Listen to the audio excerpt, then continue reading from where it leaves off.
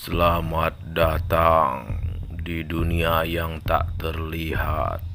Di balik suara sunyi, ada rahasia yang belum terungkap. Di channel A Praduga, kita menyusuri lorong gelap, kisah-kisah mistis, legenda kelam, dan mitos yang hidup hingga kini. Kebaya putih di tengah kabut langit sore mulai memerah ketika mobil sewaan milik Dita dan rombongan kecilnya mulai memasuki wilayah pegunungan kecil di lereng selatan desa Sidamulya. Mereka berencana mengadakan pre-wedding photoshoot di sebuah villa terpencil yang baru viral di media sosial karena pemandangannya yang asri dikelilingi kabut tipis dan hutan pinus alami. Dita, calon pengantin yang energik, duduk di kursi penumpang depan, memandangi pohon-pohon tinggi yang mulai tampak gelap dan rimbun. Di sebelahnya, sang fotografer, Adi, terus mengarahkan sopir menuju lokasi berdasarkan Google Maps. Sementara, di belakang, ada 3 orang lainnya, 2 makeup artist, dan 1 sahabat Dita bernama Rani. Tempatnya keren banget nih. Lihat reviewnya. Banyak yang bilang spot Naya kayak di luar negeri, kata Dita sambil menunjukkan foto villa itu dari akun Instagram. Tapi Adi hanya menjawab pelan, tapi kok tempatnya sepi banget ya? Sinyal juga hilang. Terus tak lama jalanan mulai berubah menjadi tanah berbatu. Mobil dipaksa melaju pelan. Kabut pun semakin menebal, menyelimuti jalanan kecil dan semak belukar di sekeliling mereka. Ini hutan apaan sih? Kok kayak mistis banget? Gumam Rani, memeluk jaketnya sambil merapat ke jendela.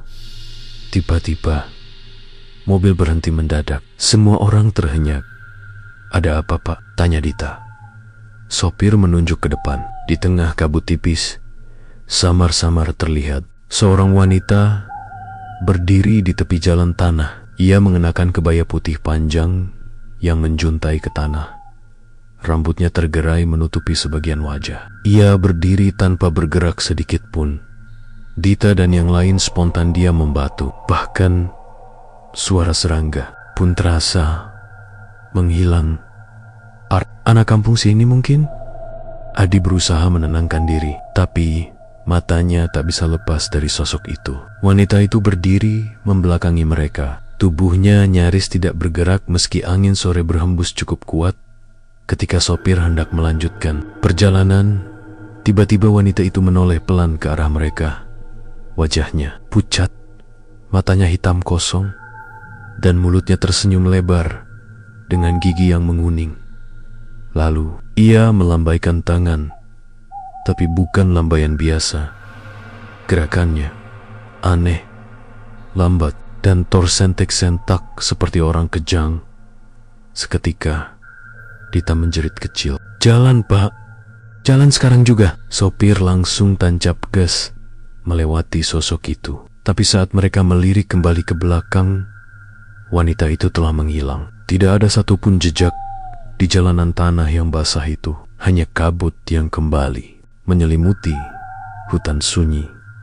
Beberapa menit kemudian, mereka akhirnya tiba di villa kayu yang berada di tengah hutan. Bangunannya kuno, dengan ornamen khas Jawa kuno. Tidak ada penjaga, hanya pintu tua yang terbuka seperti sedang menyambut mereka. Dita masih gemetar, namun mencoba berpikir positif. Mungkin cuma warga lokal, ya kan? Udah deh, kita fokus dulu. Besok pagi harus siap photoshoot. Namun malam itu, saat mereka menurunkan peralatan dari mobil, Dita melihat selembar kain putih menggantung di dahan pohon pinus tak jauh dari villa.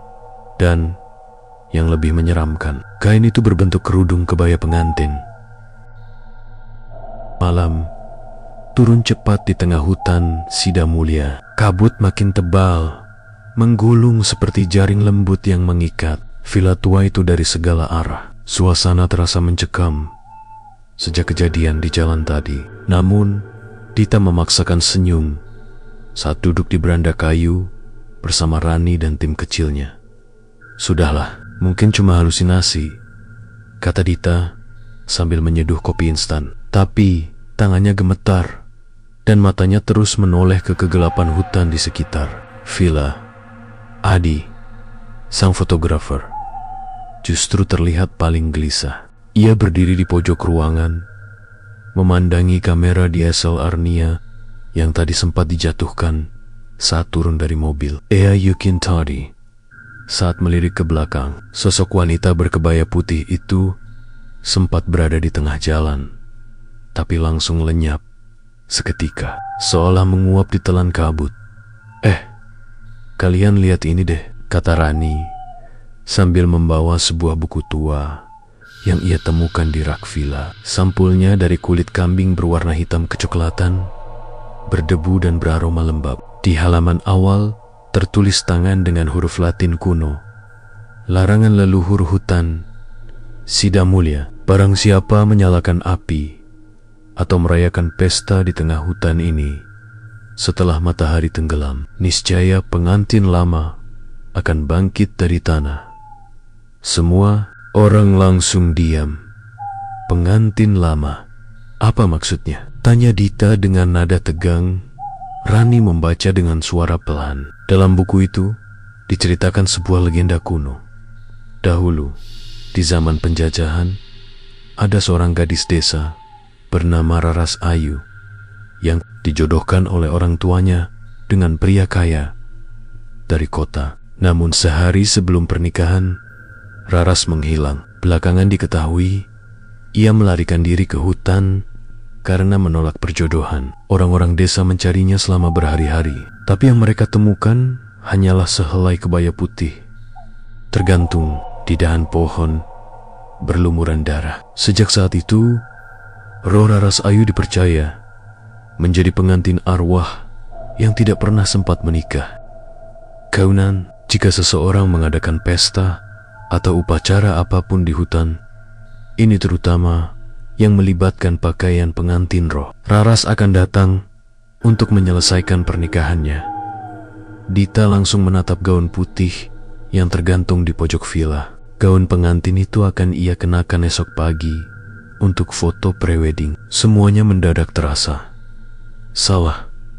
Adi yang sedari tadi diam, akhirnya angkat bicara. Kalian tahu nggak, beberapa orang bilang villa ini dulunya tempat pemotretan juga. Tapi katanya tim sebelumnya tidak pernah pulang. Rani menelan ludah.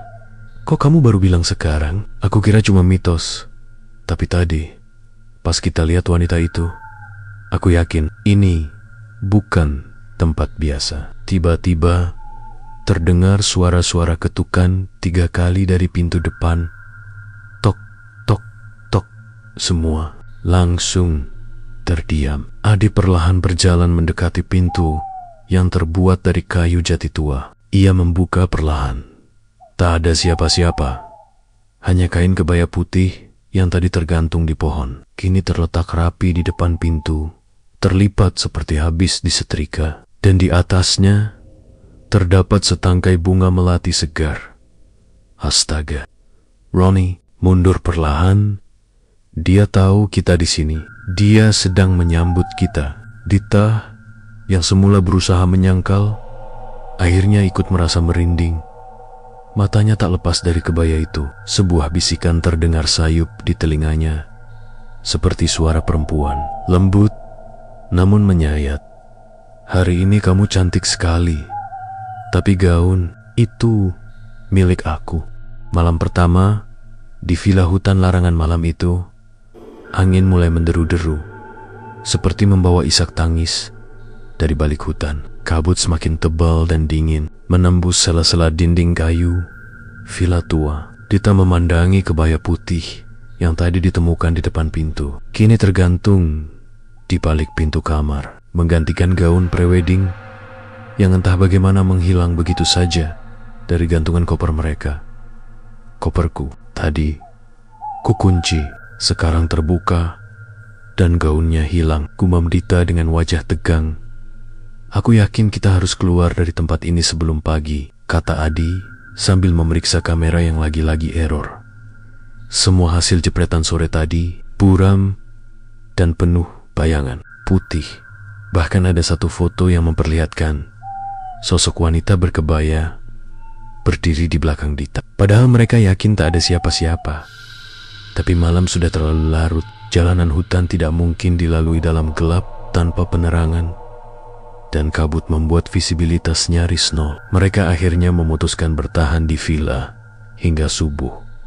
Tapi suasana villa tidak memberi mereka ketenangan. Pukul 01.03 dini hari, semua sudah masuk kamar. Kecuali Dita yang masih terjaga. Ia merasa dadanya sesak. Udara di kamarnya seperti menekan. Ia melihat ke arah cermin tua di sudut ruangan dan tanpa sadar, ia melihat bayangannya tidak mengikuti gerakan tubuhnya. Saat ia menoleh ke kanan, bayangannya tetap menatap lurus. Dita mendekot wajahnya, pucat di pantulan cermin. Tapi di belakangnya, perlahan muncul sosok lain, seorang wanita berkebaya putih dengan rambut panjang menutupi wajah. Dontengan yang kurus mencengkeram pundaknya dari belakang. Dita menjerit keras. Semua orang di kamar sebelah langsung berhamburan keluar. Adi menerobos masuk ke kamar Dita dan menemukannya terduduk di pojokan. Tubuh gemetar hebat, matanya kosong. Dia ada di belakangku, bisiknya lirih. Adi mencoba menenangkan Dita, tapi saat ia hendak menyentuh bahunya, lampu kamar tiba-tiba padam. Villa gelap gulita. Dalam kegelapan itu, terdengar suara langkah kaki pelan menyeret kain. Sert. Langkah itu makin lama makin dekat. Mereka semua menahan napas. Sert. Sampai akhirnya dari arah lorong villa terlihat bayangan putih melayang perlahan. Rambutnya menjuntai dan matanya menatap kosong ke arah mereka. Mulutnya terbuka sangat lebar, seperti hendak berteriak tapi tak ada suara keluar. Lalu dari balik tubuhnya menjulur perlahan tenggen-tenggen pucat lain, seolah ada lebih dari satu arwah yang bersembunyi di balik kebaya itu. Keluar dari rumahku, terdengar bisikan yang bergema dari segala arah. Suaranya berat, namun dipenuhi amarah. Rani berteriak dan memukul dinding, mencari jalan keluar. Namun ketika mereka berlari menuju pintu depan, pintu itu tertutup rapat, seperti direkatkan dari luar. Tidak bisa dibuka. Bahkan kaca jendela pun tidak bisa dipecahkan, seolah villa itu telah menjadi perangkap. Tiba-tiba, Adi menunjuk ke dinding. Ruang tamu. Ada lukisan tua yang sebelumnya tidak mereka sadari. Lukisan pengantin wanita Jawa mengenakan kebaya putih dengan raut wajah yang identik dengan sosok yang mereka lihat tadi. Di bawah lukisan itu tertulis, Raras Ayu, pengantin yang ditunggu kematian. Malam pun menjadi panjang dan penuh bisikan. Villa itu bukan lagi tempat tinggal, melainkan ruang antara dunia nyata dan dunia arwah. Dan Dita mulai mengalami perubahan. Ia duduk diam di pojok kamar, senyum kecil di bibirnya. Tangannya membelai kebaya putih yang kini telah ia kenakan. Cantik. Ya, bisiknya. Dia bilang aku pantas jadi pengantin. Di luar, kabut mulai membentuk siluet-siluet tubuh. Puluhan, mungkin ratusan. Semua berkebaya putih, berdiri diam menghadap villa, menunggu upacara pernikahan terakhir. Hujan mulai turun di luar villa, menambah kelam suasana dini hari. Derasnya air menghantam genteng tua, menciptakan irama mencekam yang berpadu dengan isak lirih. Dari kamar Dita, tangis yang tak seperti biasanya. Bukan tangisan ketakutan, tapi seperti seseorang yang sedang berkabung. Pukul 03.15, Adi berdiri di depan kamar mandi villa, mendengar suara tangis dari dalam. Ia tahu Dita masuk ke kamar mandi sejak hampir sejam lalu. tapi belum juga keluar. Ketika diketuk, suara dari dalam hanya menjawab, "Aku harus bersih. Aku harus cantik." "Dita, keluar. Ini udah kelewat batas. Kamu butuh istirahat," seru Adi, khawatir. Tak ada jawaban. Hanya suara air mengalir dan isak tangis yang semakin dalam. Rani yang mendekat ikut menempelkan telinga ke daun pintu. Tapi apa yang ia dengar membuatnya mundur perlahan dengan wajah pucat. Di antara suara tangis, ia mendengar suara gumaman Jawa kuno, semacam mantra pengantin. "Sira widadari saka langit, arep sekti marang bumi gawe pesta, tanpa daging panganten karopati. Aku bidadari dari langit, turun ke bumi, membawa kesaktian, menggelar pesta tanpa hidangan, menikah dengan kematian." "Bukan Dita," bisik Rani. Itu bukan suaranya. Tiba-tiba lampu lorong villa berkedip cepat. Angin dingin bertiup. Dari dalam kamar mandi yang masih terkunci, Adi mencoba membuka pintu paksa. Tapi begitu engsel terlepas, pintu itu terbuka sendiri perlahan, mengeluarkan kabut dari dalam. Mereka semua terpaku saat melihat isi kamar mandi. Cermin di dinding pecah menjadi serpihan. Dinding-dinding dipenuhi coretan merah yang tampak seperti darah. Tapi yang paling mengerikan, Dita berdiri menghadap dinding, menyisir rambutnya sendiri dengan sisir ukiran kuno berwarna emas. Gaun putih modernnya telah hilang. Kini ia mengenakan kebaya pengantin Jawa zaman dulu, lengkap dengan ronce melati di sanggulnya. Wajahnya bukan wajah Dita, terlihat lebih pucat, lebih tajam, dan matanya kosong seperti tidak mengenali siapapun. Dita. Adi melangkah maju dengan hati-hati, tapi sosok itu menoleh perlahan dengan senyum lebar dan mata yang tiba-tiba berisi air mata darah. Ia berbisik, "Sudah waktunya. Semua tamu sudah datang. Aku harus menikah malam ini." Tiba-tiba pintu kamar mandi menutup dengan keras. Semua lampu di villa padam. Dari terdengar suara jeritan dan suara banyak orang berlari, padahal hanya ada 5 orang di villa itu. Rani menjerit dan memukul pintu, namun tak bisa dibuka kembali. Dari celah bawah pintu merembes air merah kehitaman seperti darah basi. Bau anyir menyengat. Kemudian cermin-cermin di seluruh villa mulai bergetar dan memantulkan wajah wanita yang sama sosok Raras Ayu dalam kebaya pengantin. Adi berlari ke ruang depan, namun dinding villa kini berubah. Lukisan-lukisan pengantin berjejer di tembok, masing-masing menampilkan wajah wanita yang berbeda, tapi semua dengan kebaya yang sama dan mata merah kosong. Satu di antara mereka perlahan berubah menjadi wajah Dita. Sementara itu, di dalam kamar mandi, Dita terjebak dalam cermin. Tapi tubuhnya di dunia nyata bukan lagi miliknya. Ia bisa melihat dirinya mengenakan kebaya itu, menari perlahan, mengikuti irama gamelan yang tidak terdengar di luar. Di sekelilingnya, bayangan tamu-tamu arwah, wanita tua berkebaya putih, dan pria-pria berbusana adat berdiri membentuk lingkaran. Di tengah mereka berdiri Raras Ayu, rambutnya panjang menjuntai hingga tanah, dan wajahnya adalah gabungan antara kesedihan dan dendam. "Kamu akan menggantikan aku. Kamu yang cantik, yang dicintai. Aku hanya wanita buangan. Tapi malam ini, semua akan menyaksikan pernikahanku." Dita menengges, mencoba berteriak, tapi tidak ada suara keluar dari mulutnya. Ia tidak bisa lagi mengendalikan tubuhnya di dunia luar. Adi dan yang lainnya hanya bisa melihat Dita yang kini berjalan tenang keluar dari kamar mandi. Tapi bukan Dita yang mereka kenal.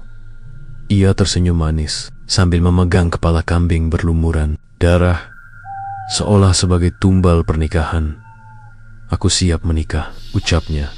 Di luar villa, kabut membuka jalur, dan di sana berdiri pengantin pria tak berkepala, menanti di altar merah. ditemani puluhan arwah tamu pesta yang meratap dalam senyap.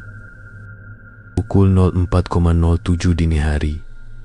Langit masih gelap. Hujan tak kunjung reda. Di luar villa, kabut telah menipis. Namun, suasana justru semakin mencekam. Jalanan tanah berubah merah kehitaman, seperti disiram darah tua. Pepohonan di sekeliling villa kini melengkung aneh, seolah membentuk lorong alami menuju panggung upacara gaib.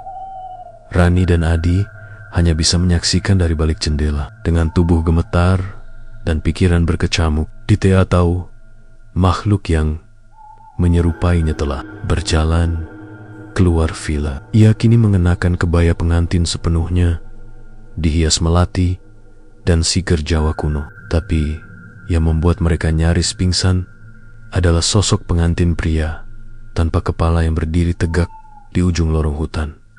Pengantin pria itu mengenakan beskap dan belangkon hitam, namun bagian lehernya hanya menyisakan lubang menghitam. Dari dalam mengepul asap pekat dan bau busuk. Di tangannya tergenggam keris kuno yang berdarah. Dita melangkah perlahan menuju panggung pernikahan. Arwah-arwah mengenakan pakaian adat berjejer di pinggiran, bernyanyi lirih dalam bahasa Jawa kuno. Suara mereka seperti rekaman rusak, bergetar, terbalik, dan kadang terdengar terbalik saat ditangkap telinga manusia. Temanten ayu sampun teka, sang penganten sekeca, kang jumeneng ratu. Nanging penganten dudu manungsa, nanging ar kang nyuwun tulak pati. Pengantin cantik telah datang. Sang pengantin pria adalah Raja Malam, tapi pengantin bukan manusia, melainkan roh yang menuntut kematian. Adi nekat. Ia berlari keluar villa, menerobos hujan, memanggil Dita. Tapi setiap langkah seperti melambat. Tubuhnya berat seolah waktu di sekitarnya dipelintir. Suara teriakan tenggelam di udara.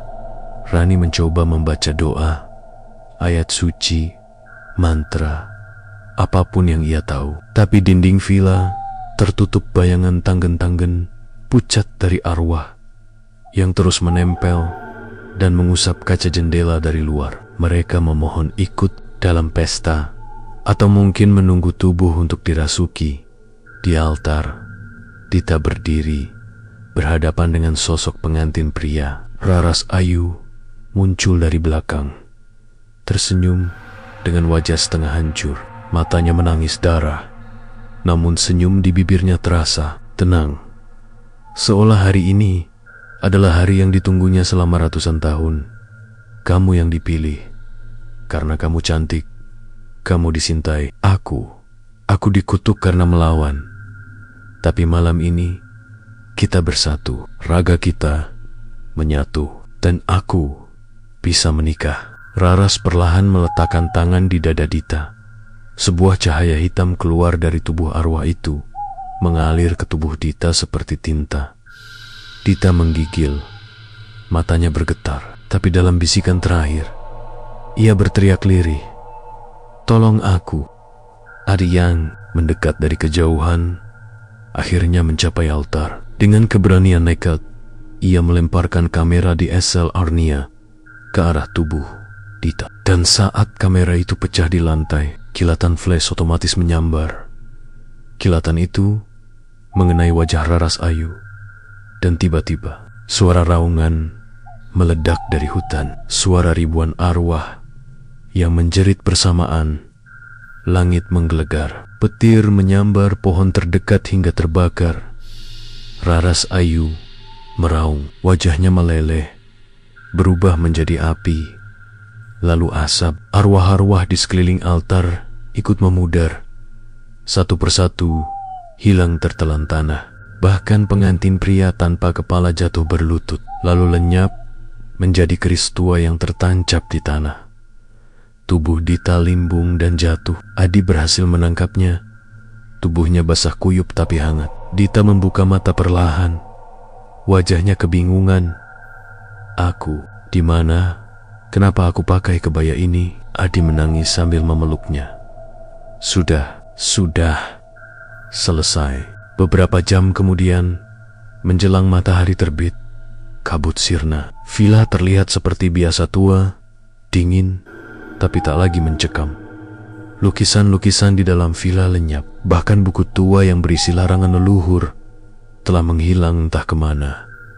Rani dan Dita berpelukan erat dalam mobil yang membawa mereka kembali ke desa. Saat hendak meninggalkan wilayah hutan, Adi menoleh sekali lagi ke arah villa dari balik kaca jendela. Ia sempat melihat sesuatu berdiri di ambang pintu. Sosok wanita berkebaya putih, tersenyum lembut. Tapi kali ini, tanpa hanya senyuman terakhir dari pengantin yang akhirnya bisa beristirahat seminggu setelah mereka pulang. Villa itu dikabarkan hangus terbakar sendiri, tanpa sebab. Tak ada yang tinggal di dalam. Tapi dari laporan warga, di antara puing-puing abu, ditemukan satu benda yang utuh. Sebuah keris tua berlumuran darah. Dan di sebelahnya, ronce melati yang masih harum